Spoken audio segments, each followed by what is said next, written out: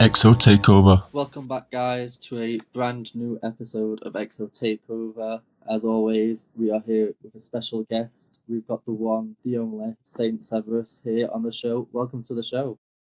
Man, thank you so much. That was a very nice introduction, and I appreciate you just taking the time to do this with me, man. Thank you so much. I appreciate you being a part. And for those who may not know, would you be able to give us a quick introduction to yourself?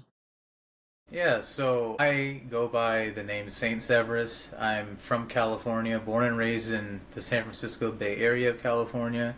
I now reside in Southern California. I have music production and songwriting experience. I put out music here and there. Sometimes I'm like, I'm gonna do more. Then sometimes I take a break. And then I move on to other things. Acting is another thing I do.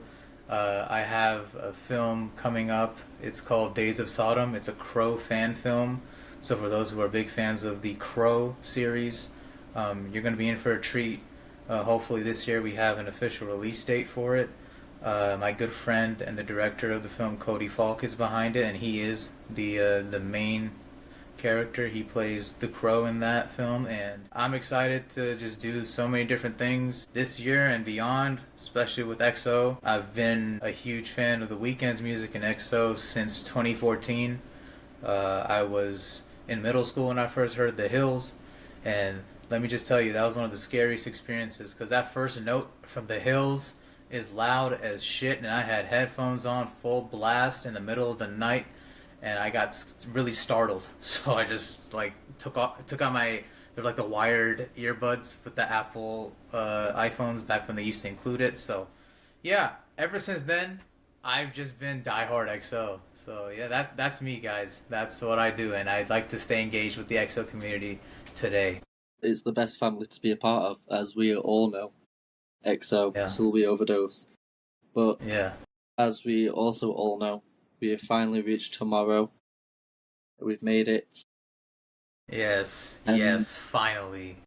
I would just like to start off with, how do you think Hurry Up Tomorrow compares to his previous albums? After Hours, Dawn FM, Hurry Up Tomorrow. How does that compare?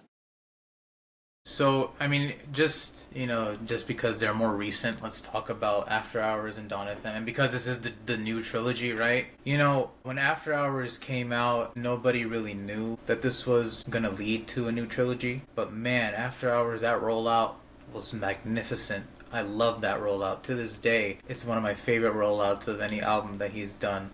And that body of work, you just can't replicate it. And when Dawn FM came out with essentially no rollout, that was a nice, pleasant surprise, because how many times does The Weeknd drop something with that quality, with that amount of tracks and just like production? How many times does he do that just like randomly out of nowhere?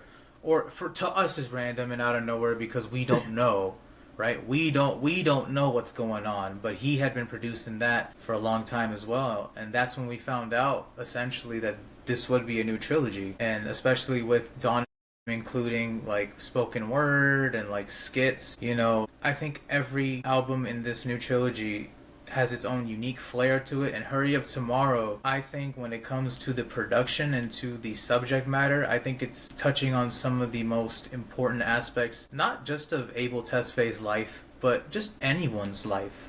The human existence. I think there's so many themes that are so relatable now, especially at this age. I think anybody that's been a fan of The Weeknd since way back, the Trilogy days and, Kissland days, it's like that was the version of The Weeknd that was relatable to us at that time, because we were younger. We were making the same mistakes. We were doing and thinking the same things, that the only you can think of in your early 20s or like your late teens. I was too damn young to even grow up in that time, so I can't relate to the Trilogy and Kissland character of The Weeknd. But like growing up and like being in high school when Starboy came out, and like kind of slowly, growing into these new mindsets, and then also hearing The Weeknd's newer music at the same time, it's like, oh my god, the character progression is so relatable, because I'm also getting older. I'm also growing into these new mindsets, and now that I'm an adult, a young adult with a whole new outlook, with a whole new perspective on life than the last album.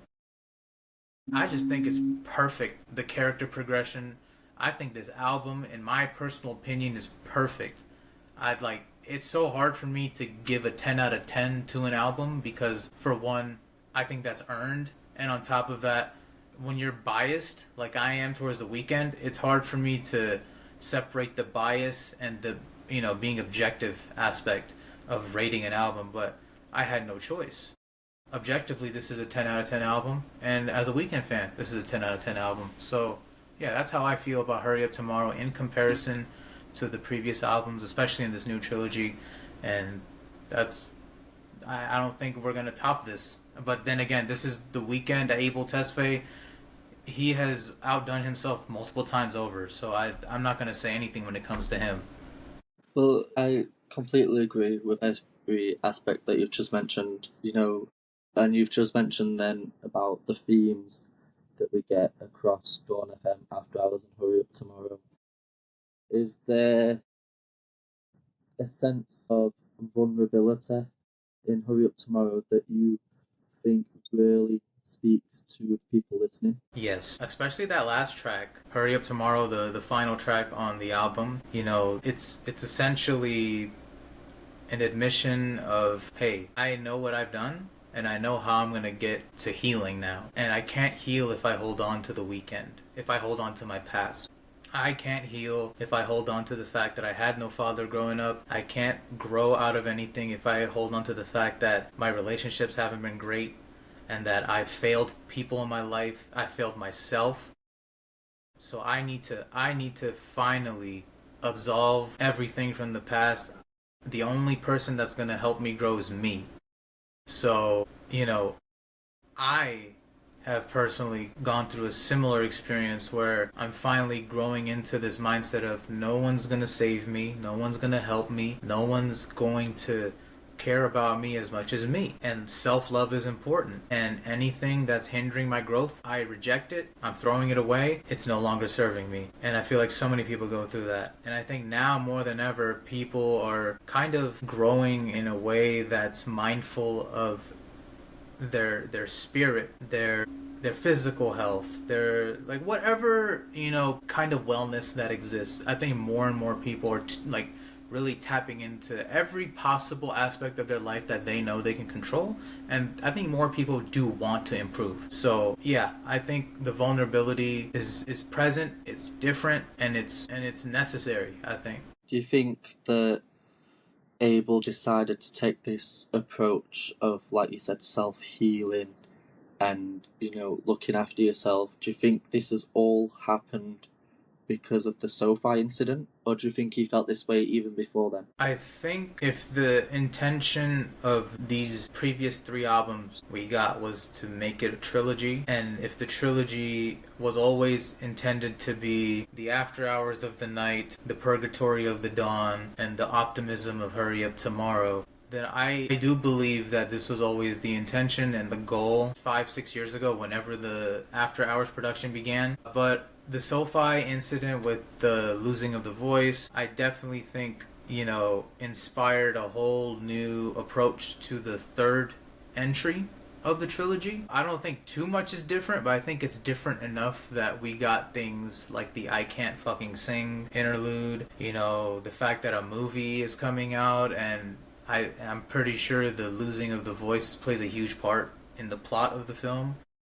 We definitely got something different out of that incident, but I always think the goal was to tell this 3-part story. Do you think that, not just for Hurry Up Tomorrow, but the whole of this new trilogy, is there certain elements or instruments that really stand out for you? I was really shocked with the Until We're Skin and Bones, because even though it's like this 20-second track, so it almost sounds like a Skrillex track in the beginning of it. You're like, whoa, what? I have never heard this ever from the Weeknd. There's a lot of tracks on Hurry Up Tomorrow where I felt like this does not sound like ordinary Weeknd music. This is something that he knows Like, it's his last hurrah. He wants to go all out. There's elements that I'm starting to see now that are coming in from the older albums, and they're being sampled into the new one, which I think is a very clear message to the fans of the old music that, look, I can still hold music. I can still make use of my past in a good way. But you gotta understand, I'm never ever gonna make old Trilogy replica. I'm not doing a Trilogy 2. I'm not doing a Kissland 2. You know, because that's just not where he is in life. That's not where he is in his head, and he doesn't want to go back. So I think it's definitely, you know, there's a lot in Hurry Up Tomorrow that made me go, wow, that's different. That's new. I was happy to see Travis Scott get a feature on an Abel project finally. It's always the other way around. So Very long overdue. Yeah, I agree. Would you say that the Travis Scott collaboration is the one that surprised you the most? I know that a lot of people I've spoke to have said Lana Del Rey was the one that shocked them, but just wanted to hear what your opinion was. I figured by the time I heard Travis and Future on the new project, I figured that the route that The Weeknd was going was that he's gonna do as many of his previous features as he could in this time frame, in this moment. So by the time I heard The Abyss and I heard Lana Del Rey, I wasn't so surprised that Lana Del Rey was featured. I was more surprised that Lana Del Rey was on The Abyss. Because when I was listening to The Abyss, I knew that there was room for a female artist to really go in deep here. My hope was Billie Eilish, just because of, you know, some of the rumors that were out there about Billie Eilish potentially being on Hurry Up Tomorrow. But I was really happy to hear Lana Del Rey on The Abyss. But if you're asking me which one surprised me, like, obviously we knew about Giorgio's presence close to the album's release, but when I finally heard the vocoded Giorgio voice on Big Sleep, I was like, yes, that's him. Everyone that I, you know, talked to about it at first, they're like, oh, it's Daft Punk. I'm like, guys, y'all need to listen to the difference between Daft Punk, Mike Dean when he's vocoded, and Giorgio. Very different. Like, they're same flair, same style, but there's just a hint. There's a hint of uniqueness. So that's the one that, like, when I heard it, I was like, yes, this is great. Is there anyone who wasn't on Hurry Up Tomorrow other than Billie Eilish that you wish was on it? Man, that's tough because I heard what After Hours was like without features, and I heard what it was like with features, and I was like, I prefer the non-feature version better. But if I had to choose someone to just be on a Weeknd project or just collaborate with The Weeknd, one of my favorite artists is Black, and he's been in the mainstream for quite some time now, and like, I would have hoped at some point that Black and The Weeknd would do their thing on a track. Really, really wish it happened. And if Hurry Up Tomorrow is the last one for The Weeknd, I will forever be, you know, just like, I will long for that collab. I will like just always be thinking like, man, if it can still happen, it should. Well, this leads me into my next question of, you know, with After Hours, Dawn FM, we've had remixed tracks come shortly after the album has come out. Do you think we'll get remixed tracks for this album? If we do get remixes, it's hard for me to imagine which song gets remixed. But I think inevitably, because this is the last project by The Weeknd, you know, as we've all been hearing now, I think there's a lot of people, a lot of artists that were like gunning for that spot. Like, if there's an opportunity to be on the last one, I want it, right? So I hope that it's not someone we've heard already on a remixed Weeknd song. But then again, it's like people clamor for artists to collab with The Weeknd again. I hear all the time, Ariana Grande again, Travis Scott again, Future again. It's never gonna miss with these people, but something fresh would be nice, I think. Yeah, I know what you're saying, because I was gonna say, knowing our luck, the remix that we do get will probably feature Ariana Grande again. Right? It's just like every project seemingly has that remix. But hopefully, like you said, we do get some new artists coming in, featuring on those remixes, and not just repeating the same cycle. Right. Especially if you're trying to, especially when the message is trying to break the cycle, don't then go back and repeat the cycle of having the same people on the remixes that you have had for the. I agree. 100%. 100%. You're right on the money with the cycles. But in terms of thinking how best to put this, in terms of risks and breaking that cycle, do you think that Abel's taken a lot of risks with this album and some of the tracks? And if so, do you think that they will pay off or have already paid off? Well, I've already heard some, very few, but I've heard them. I've heard some complaints about how The Weeknd is doing too much with Mike Dean. He's working too much. He's using too much synth instruments, and I'm just like, okay, well, this is a non-issue. It's like you're basically saying I don't like that The Weeknd is working with a music producer, and I don't like that he's making music with instruments. That's basically what the complaint is, right? But when we're talking about risks, Hurry Up Tomorrow in and of itself is the biggest risk ever, because he's saying he's done with The Weeknd. His biggest moneymaker, he's done with it. The thing that put him on the map, he's done with it. The thing that's getting him all these accolades, all of these different collaborations and partnerships, he's done with it. Because he himself said it, like, nobody is going to replicate this. Nobody's going to do this better than I do. So what's the point of continuously creating things with the same moniker, with the same character, with the same story arc or whatever, right? It's like, that's a risk. It's like literally anybody with a brand just saying, deuces, I'm out. And they're doing it in their prime. The Weeknd's he's about to turn 35. Like, he's young. There have been artists killing it into their 40s. You've got Ozzy Osbourne doing tours in his 70s. Like, The Weeknd totally does not need to be done. He doesn't need to. He doesn't need to stop right here. He also doesn't need to keep going. So I think that is the biggest risk. Do you think, even though he's done with The Weeknd, do you still think that he'll still do XO? XO is not just The Weeknd, it's also Cherry, Bella, Nav.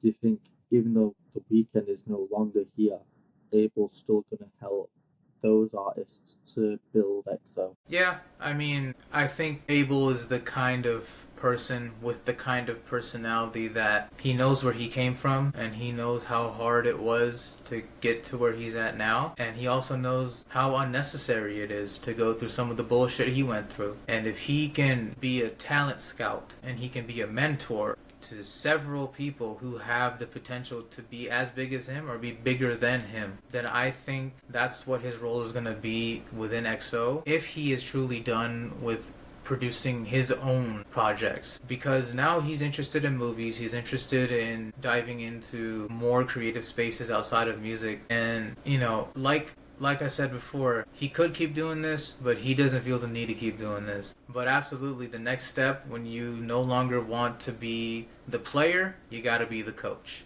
right? Because some like in our basketball teams, it's like we had some of the best players become coaches, and then those teams became some of the greatest teams in today's generation. So I think that applies to The Weeknd as well. He's gonna be the best mentor if that's the step he wants to take. Speaking of, like coaching, mentoring, do you think that this sound that we've got with Hurry Up Tomorrow will do exactly like House of Balloons did and start to influence the future of how, pop or R&B songs sound? Do you think that that'll happen again like it did at the beginning? Man, you're asking me. I'm already so inspired by this project to make something of my own with something similar that he's done. Like last night, I was writing the song to a beat that there's some that I make myself, some that I find on the internet with some talented people on the internet making and producing the music, and I'm so inspired by it. Like, it's such a beautiful work of art. So, I mean, if it's inspiring me, surely it's inspiring thousands, maybe millions of other people, whether it's music related or not music related. It's just such a good theme. It's such a good story. I can't see why this wouldn't spawn a whole new generation of artists and producers and so on. I guess, I'm saying this a lot this season, so someone's going to flag me up on it, but I guess that time will tell. Right. Um, Absolutely. I do want to quickly ask before we get into your top five. What I was going to ask. No, you're all good. What was I going to ask now? It's honestly slipped out of my head. It's okay, man. We're here. We're chilling. We're here, man. There we go. It's come to me now. Music videos. I just want to quickly talk about the music videos we're getting for Hurry Up Tomorrow. As people watching and listening will be aware, we've got the video for Sao Paulo, Open Hearts, Red Terror, and Open Hearts again. I mean, we could count Dancing in the Flames, but it wasn't on the album, so...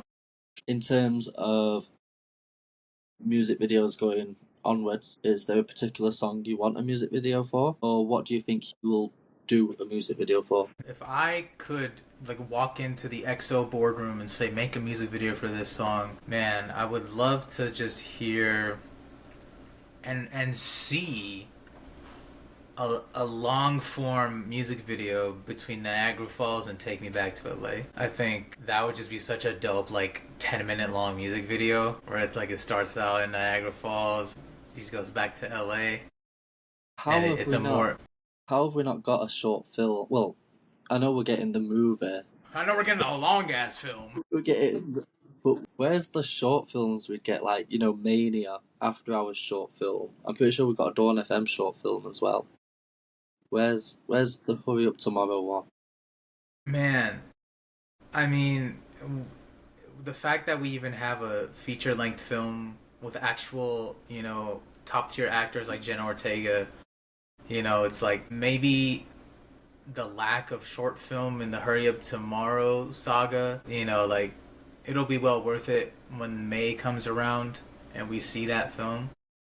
I'm looking forward to it, especially after seeing the new photos from the film and seeing that the Hurry Up Tomorrow album cover is also from the film. So I figured, I was like, okay, that, because when the night of the release came and I was with my XO friends and we were all hanging out in the parking lot of an In-N-Out, we had seen the album cover release and we were like, whoa, this has changed. What happened to the really sad looking up at the camera, Abel?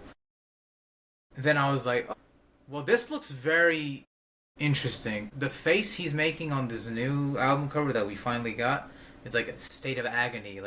The motherfucker's dripping in sweat. So I'm like, this has to be for the film. This has to be for the story of the film that he's coming out with. And lo and behold, when the picture came out today of him making the exact same face that was used on the album cover, I'm like, yep, I knew it. So when it comes to if there will ever be a short film, I don't think that's the direction they want to go with this one. But if they were to, absolutely, that Niagara Falls to Take Me Back to LA transition, I think I would love to see that one for sure. In terms of the album covers, which do you prefer? Do you prefer the original one, or do you prefer the one that actually came with the album? Obviously, the one that came out the first time is the one we all got used to, so maybe I'm biased when I say I like that one, because it also is really in line with what he's been doing with every other album cover, where it's just his face looking at the camera, right? And everyone had theorized, okay, he's looking down bloody face from After Hours, he's looking straight as an old man in Dawn FM, and now he's looking up to the light as Hurry Up Tomorrow, Abel.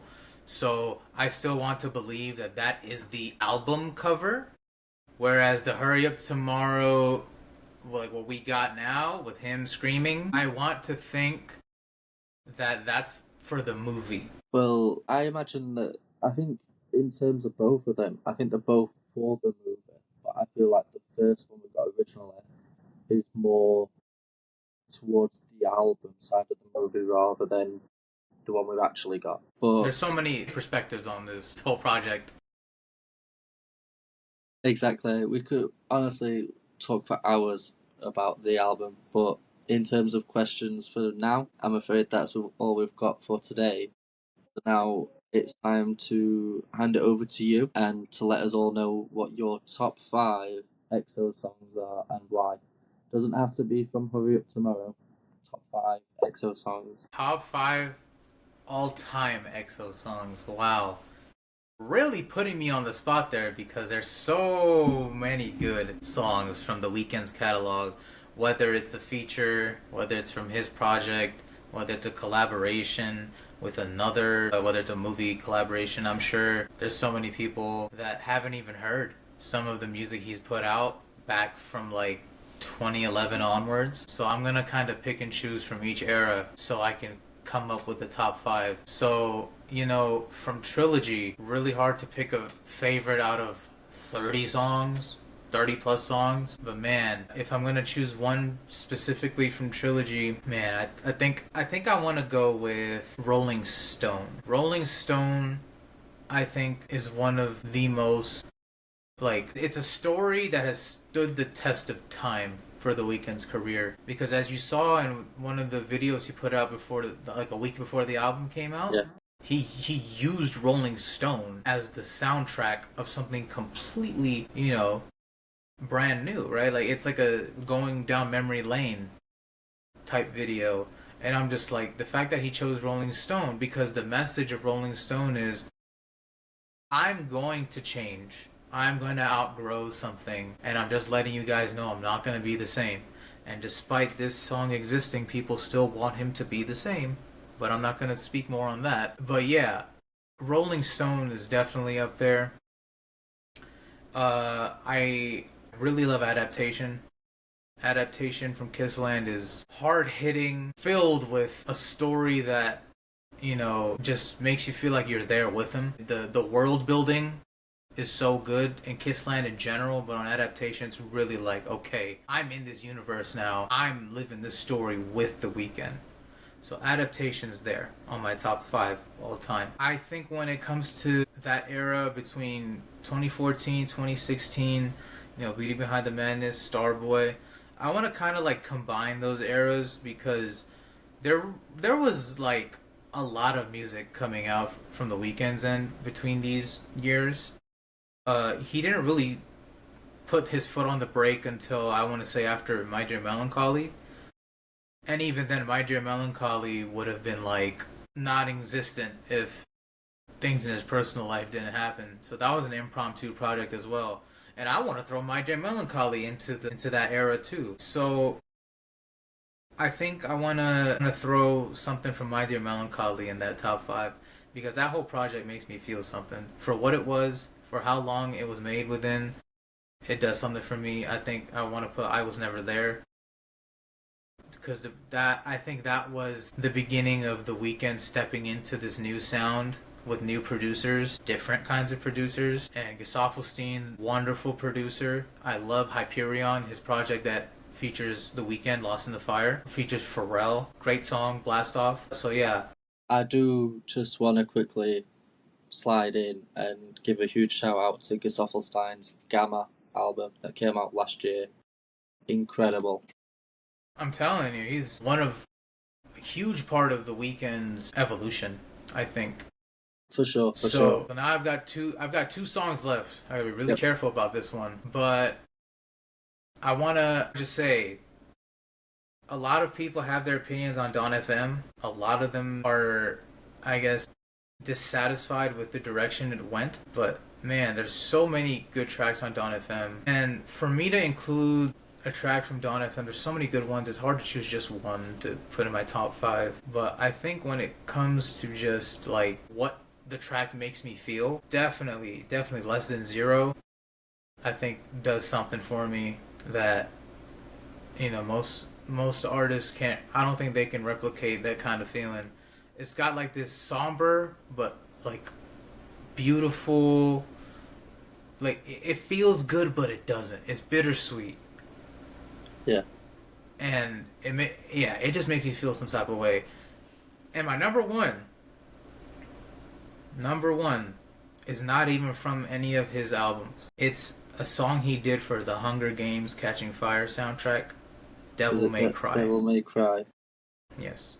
That I think is like my all-time, like, because that song makes me feel like anytime I play it, a tear will fall from one of these eyes, and it always feels like it's my first time listening to it. I love it so much. I am gonna say, and I might be the only one who thinks this, Reflections Laughing reminds me so much of Devil May Cry. Yeah, you think so?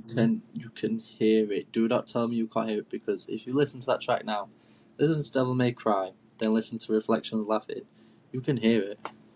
I'll definitely do it, because I'm gonna have to hear them back to back for me to Yeah. get it. But if you're saying it, I'm gonna take your word for it, bro. Honestly, do it and then message me and let me know. I will, for sure. Saying that is all we've got time for today. Thank you. I appreciate it so much for being a part. No, And thank you, man. any last words before we end the episode? Sure. I just want to say thank you to everyone in the community who's kind of, because really recently there's been like this, emergence of myself in the community and just like on social media. I've been here and there. I put a vlog up once. Somebody clipped it and turned it to a meme, and then the Weeknd saw it and then he retweeted it, and that was kind of like the first time I ever saw people were seeing my face, attaching a moment to it, and now I'm kind of back and I'm like, you know what, I fucking love this community so much. I want to give them their flowers. I want to do things to keep the community engaged, have them give them something to look forward to. So I've just been really happy to be like engaging with the community, doing giveaways, doing TikTok live, stuff like that. So further down the line, literally, it's like all because of one Instagram or TikTok live. This was a possibility. So I want to thank you for having me be a part of this. And I want to see this reach different heights. I want to see this be as big as it can be, and if I can be of any assistance when it comes to helping this grow, I'm more than willing to help. I'm more than willing to help anybody, and I just can't wait to share more with the community and with the world. Shameless plug, follow me everywhere at the Saint Severus on every platform. I am there. And yeah, watch XO TAKEOVER every day. Every day you've got something to watch. Season 1's there, season 2 is brewing. Continuing to brew. Even the original episodes from 6 years ago. 6 years ago, man. You've been doing this a while, man. Yeah. You're locked in. We'll be back next Sunday with more special guests, talking more things XO, right here. You know where to find us. Come join us. XO, gotta do it right. I see some people do like the Hove. I'm like, no, it's this. So shout out XO. Shout out everyone. Thank you so much.